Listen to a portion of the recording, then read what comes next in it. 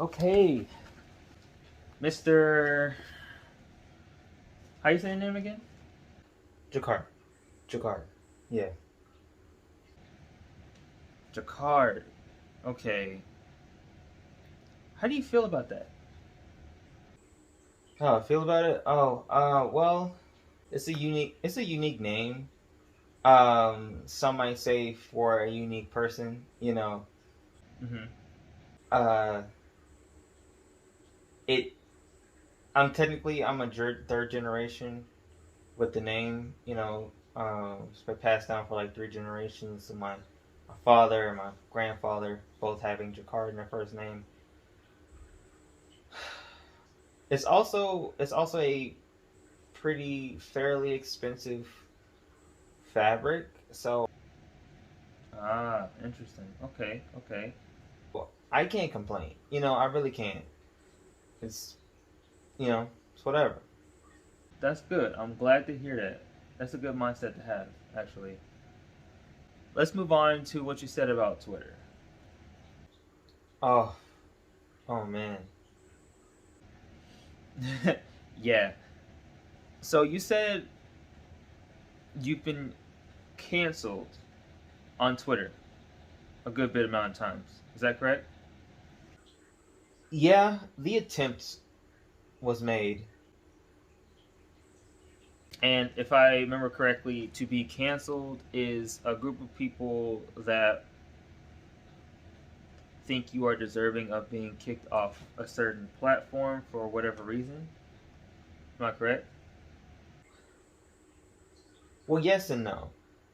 It's more of like they call you slurs until you decide to leave the platform or stay and take the abuse, or your your account just gets deleted. You know, it's one of those three things. Or uh, until you do a apology for being different. Basically, it's basically all it is. Mm, okay. And this has happened to you? Yeah, a good bit of times it has. And why do you think that happened? I believe it's because I say the opposite of what the majority is saying. Most of the time, it's really just my own personal opinion, and they just happen to not align with the majority. Okay. I noticed you said most of the time.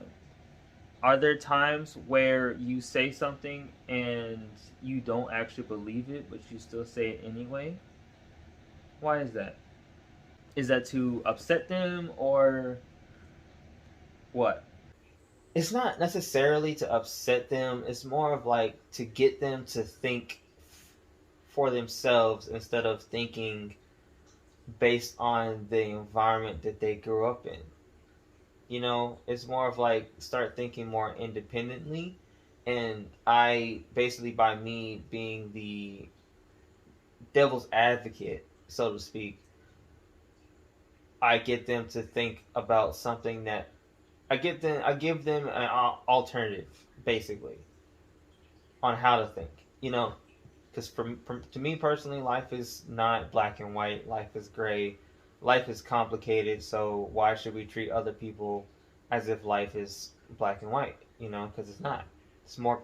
There's more context to everything, and we will never know the context of things. Not unless we were there the whole time, which 99% of us weren't. You know. Okay. Do you believe there's an underlying reason as to why you do such things? Well, of course, there is always an underlying reason,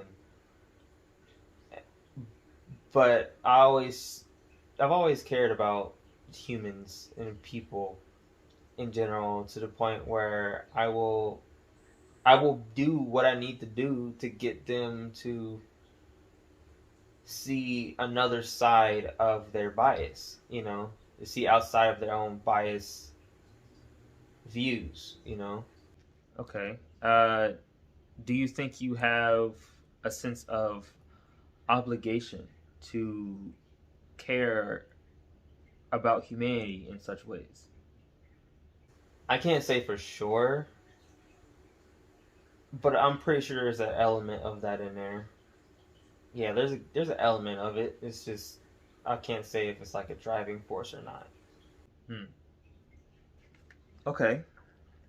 Do you think the way you was raised has anything to do with? Okay, that's time.